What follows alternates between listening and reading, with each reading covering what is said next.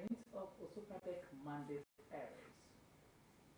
11,000 students from Eseodo and Ilaje local government areas from different tertiary institutions across the country applied for the 2022-2023 bursary scholarship.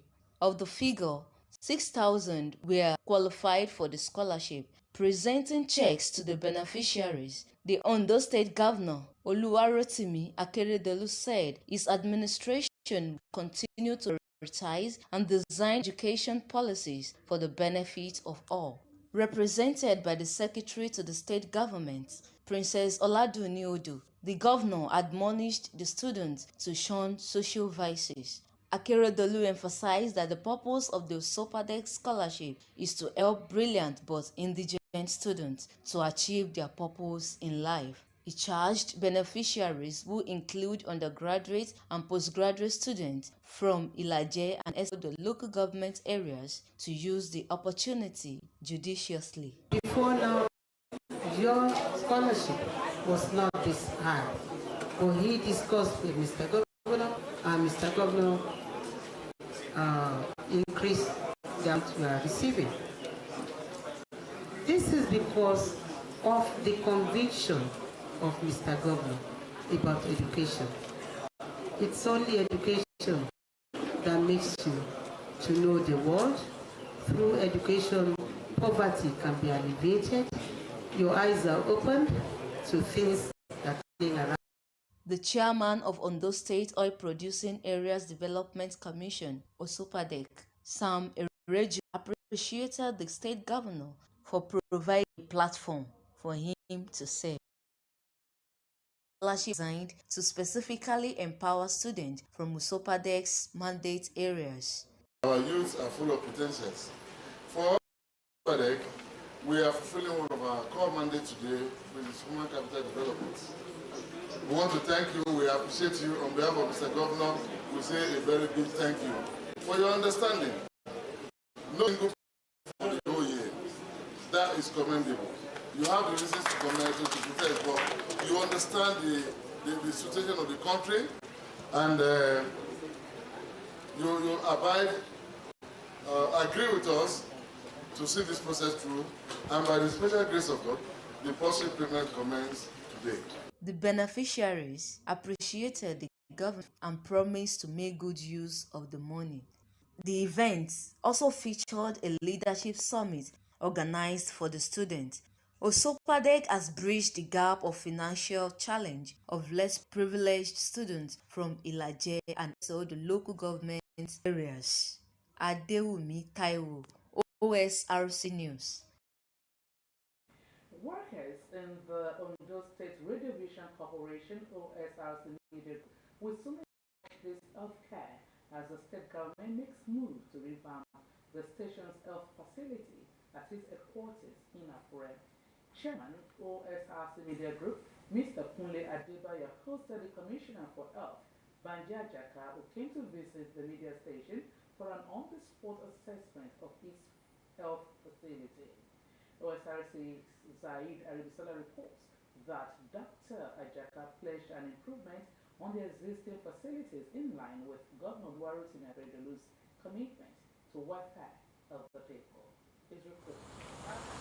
The Ondo State Commissioner for Health, Dr. Banji Ajaka, is at the Osrc Media Group for an on-the-spot assessment of health facility within the broadcast outfit. His visit follows the yearning of the management under the leadership of Mr. Kunle Adebayo to position its human resources for excellent delivery, with access to regular check and medical advice is key to its achievement. Mr. Adebayo, who conducted the commissioner to the broadcast outfits clinic, said hundreds of staff and visitors are callers on the Osrc Media Group headquarters daily, and the need to revamp the facility has become imperative. We feel very excited, because it is the right way to go. To have an organization of our size, comprising of 3 big media houses, 2 big radio stations, and 1 television station, with an average of not less than 50 to 80 footfalls. That is the number of people who visit us every day.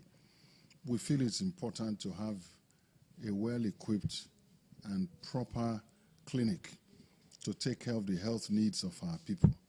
This we have not had in the last few years. We have a clinic that cannot boast of basic equipment and staff, as well as capability to deal with those things.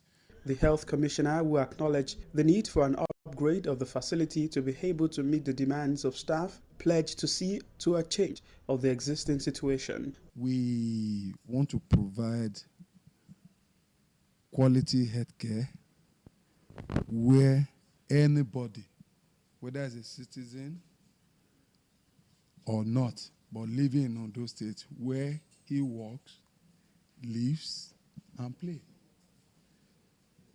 Where he lives, works, and plays. That's why it is important and imperative for us to provide a very befitting clinic for the teaming staff of this organization. The Osrc Media Group's chief executive thereafter took the Health Commissioner on a tour of some of the station's facilities. We feel afraid that if there are health challenges for our workers, we have no proper place to take care of them. And that is why we went looking to the Ministry of Health, particularly the Honorable Commissioner, to come to our aid. Dr. Ajaka commended the ongoing upgrade in the operations of the media group, emphasizing the importance of media to spreading health information. A clinic where we'll have at least the basic equipment, we have efficient personnel that will take care of people that are working in this place, whether they are sick or not. If they're not sick, we'll advise them on wellness. The collaborative engagement between the ministry and the Osrc Media Group is to strengthen the bridge between government and the people, a position which the media group stands. Sahid Aribisala, Osrc News. Still on health-related issues, the Federal Competition and Consumer Protection Commission, FCCPSC, has reminded healthcare givers that patients' bill of rights supersede every other material exigencies besides the Customers Protection Agency. Insisted that accident and gunshot patients reserve the right of medical attention without recourse to instant financial deposit or police approval. Executive Vice Chairman Babasude Irukera made the remark at the opening of training workshop organized for doctors and nurses on the implementation of Patients' Bill of Rights in Kano. Irukera disclosed that under no circumstances should the medical workers neglect or subject patients to unfair treatment.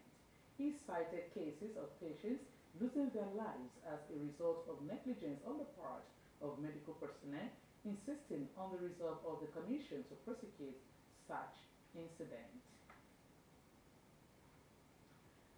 Monthly environmental sanitation exercise for November holds across Ondo State on Saturday. A statement by the General Manager, Ondo State Waste Management Authority, Mr. Adefola Omowole, said there will be restriction of human and vehicular movements between 7 and 10 o'clock in the morning. Mr. Omowole, who urged residents of the state to use the period to clean their surroundings, said any violator will face the wrath of the law. He assured residents of Ondo State of the present administration's commitment towards regaining its status as one of the cleanest states in Nigeria. Nigeria lost about $4.6 billion in economic damage to flooding in 2022. Director General of Nigeria Meteorological Agency NIMET, Manso Matazo, while admitting that the loss had negative effects on Nigeria's gross domestic product, explained that the most populous black nation was recovering from the devastation. Professor Mutazo made the submission at a one-day high-level advocacy workshop on ramping up access to climate information services for national development and food security in Nigeria, while quoting a World Bank survey commissioned by the Ministry of Humanitarian Affairs Mutazu said the report was from a rapid assessment of cost implications of last year's destruction on livelihoods, farmlands, and infrastructure. He blamed lack of access to climate services for the loss suffered by farmers. You're watching OSRC News at 7. We'll go on a short break. Please stay with us.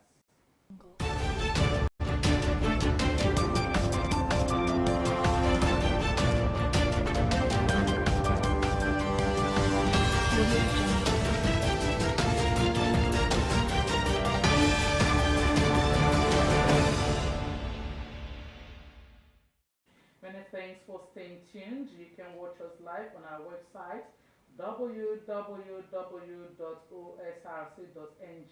or follow us on Facebook at OSRC TV, and on YouTube you can subscribe to our channel OSRC TV Undo.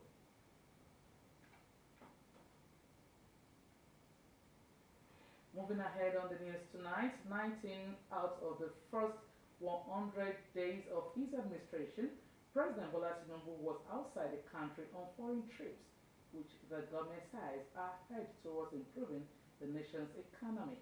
Though more days since then have been spent by the president abroad, some of which has resulted in landmark investment deals with other countries, some Nigerians want the president to be cognizant of a practical realization of these promises. In this report, OSRC's Zaid Aribisala takes a look at the gains of President Tinubu's trips and opinion of Nigerians. This report. Nigerians grew accustomed to the wave of former President Muhammadu Buhari during several departures aboard the Nigeria Air Force One. Buhari's 8 years reign as president was laced with travels which included 53 times for official assignments. Aside this, instances of medical trips accumulated to 431 days outside Nigeria, an equivalent of 1 year and 66 days outside the country. Buhari visited 43 countries, among them Belgium, Burkina Faso, Cameroon, Egypt, Guinea-Bissau, India, among others. With the baton of leadership now passed on to incumbent President Bola Tinubu, the spotlight is gradually falling on the Helmsman's trip outside Nigeria.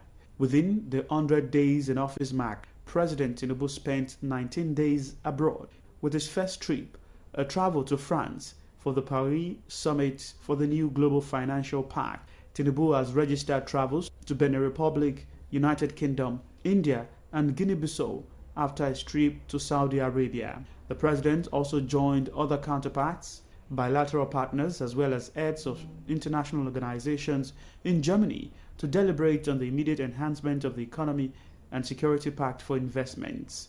President Tinubu has successfully attracted a monumental $3 billion investment pledge from Indian investors to boost steel industry in the country.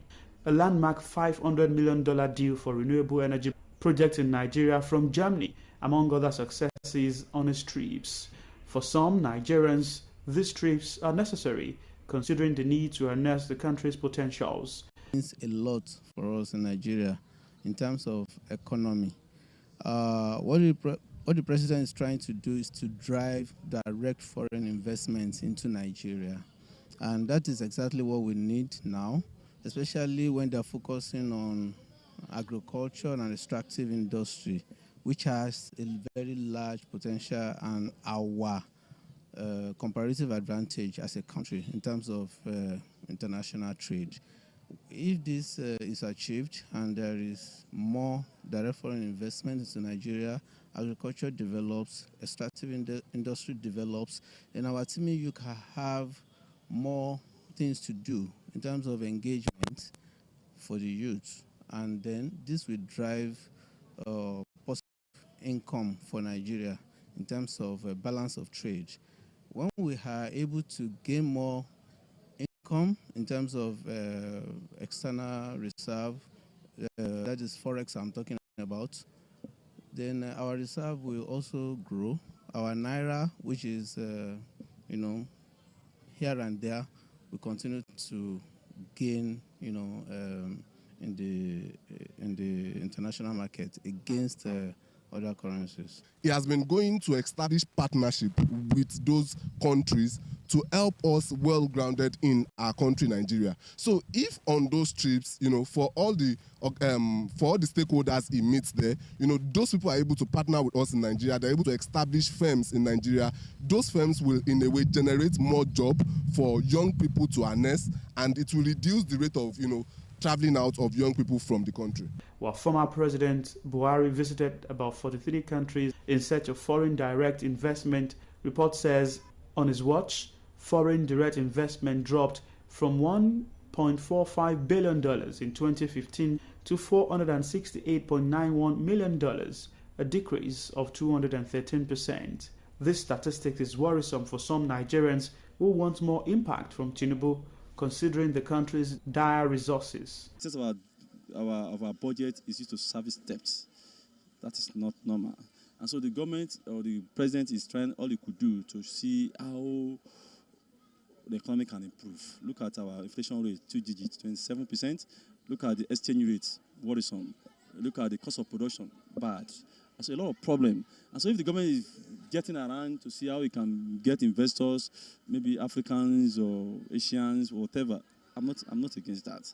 But I just hope that relates or brings about positive results. Any short of that, it's not acceptable. I should you understand business. I should you understand governance. So I believe with his experience, with his knowledge, with people around him, the team, the economic teams around him, I believe they will do so. According to the 2023 budget, the president and the vice president will spend 2.49 billion naira and 846 million naira respectively on local and international travels. The 2023 travel budget for the presidency saw a 4.7% increase, with the vice president's rising by 8.7% over the preceding year. But Nigerians say these expenses must yield returns. Sahira Ribisala, OSRC News. The group CEO of NPC Limited, Mele Kyari, says the company has already made plans for the supply of petroleum products, especially petrol, sufficient enough to last beyond the Ember months and the New Year festivities. Kyari disclosed this when he led an NNPC delegation on a courtesy visit to the Senate President, Senator Godswill Akpabio, at the National Assembly in Abuja. While lauding the National Assembly for its critical role played in the enactment of the Petroleum Industry PIA Act 2021, Kyari said singular legislative endeavor had given birth to a new commercially oriented national oil company that is governed by the Company and Allied Matters Act principles. Speaking further, Kyari said with the passage of the PIA 2021, NNPC profitability margins have significantly risen, while identifying crude oil theft and pipeline vandalism as major challenges to the company's business. Kyari said the recent collaboration with the nation's security services as well as third-party security contractors have been yielding results, mostly in the area of increased crude oil production.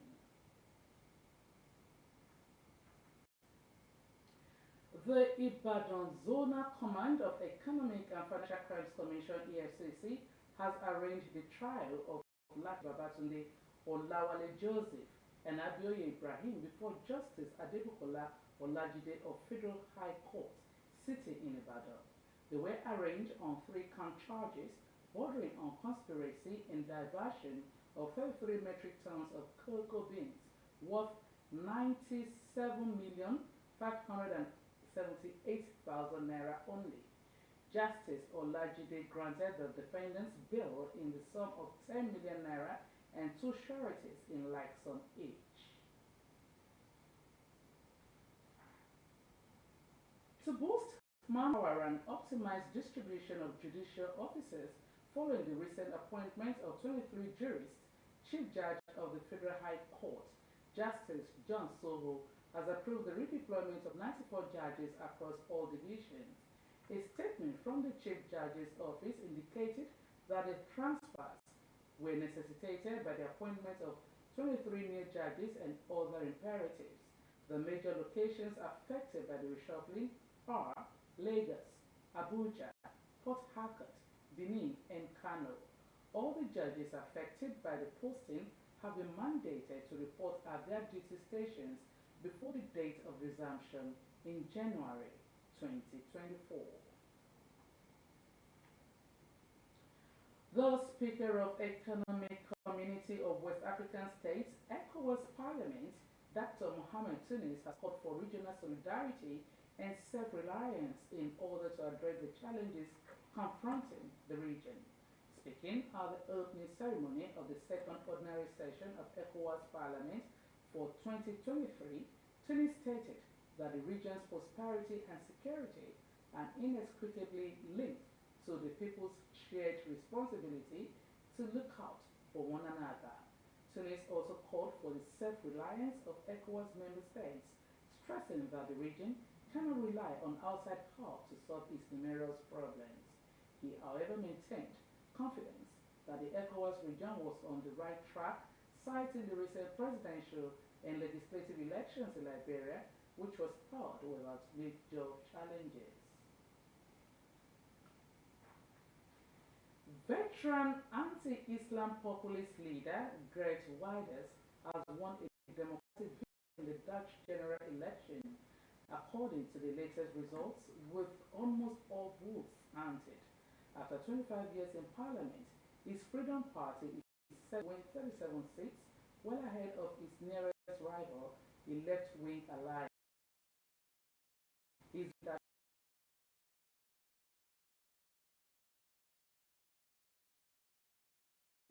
6 seats in the 150-seat parliament for outright majority. Before the vote, the three other big parties ruled out taking part in a Wilders-led government, but that might change due to the scale of his victory. A new research from the United Nations Office on Drugs and Crime UNODC and United Nations UN shows that nearly 89,000 women and girls were killed intentionally in 2022 across the globe. The research brief revealed that the figure represents the highest yearly number recorded in the past 2 decades. The study said data available for 2022 suggests that the increase in female homicides occurred despite a drop in the overall number of homicides, with 55% of all female homicides committed by family members or intimate partners. Over 133 women or girls were reported killed daily by someone in their home, while 12% of homicides against males are perpetrated in the home. For the first time since UNODC began publishing regional estimates in 2013, Africa surpassed Asia in 2022 as the region with the highest number of victims. North Korea has ripped up a 5-year-old deal with Seoul aimed at lowering military tensions in the latest escalation of the row between the two. It all started when Pyongyang claimed to have successfully launched a spy satellite into space on Tuesday. This led to South Korea part suspending the agreement, saying it will resume surveillance flights along the border. Pyongyang is now vying to fully suspend the pact and send stronger forces and equipment to the border. It promised to withdraw all measures taken to prevent military conflict in all spheres, including ground, sea, and air, and deploy more powerful armed forces and new type military hardware in the border. The UN agency refugees season, police continue to search homes and exorganists who had not come about 2 million undocumented refugees. The United Nations Refugee Agency has urged Pakistan to halt the deportation of undocumented Afghan refugees during a harsh winter season. Baba Balog is the regional spokesman. Unity calling Pakistan to halt these mass number of returns due because the cold in Afghanistan is really deadly and it can take lives. Thousands of Afghans have gone underground in Pakistan, fearing for their lives if they return to Afghanistan, now run by the Islamist Taliban. In the southern port city of Karachi, where hundreds of thousands of Afghans live,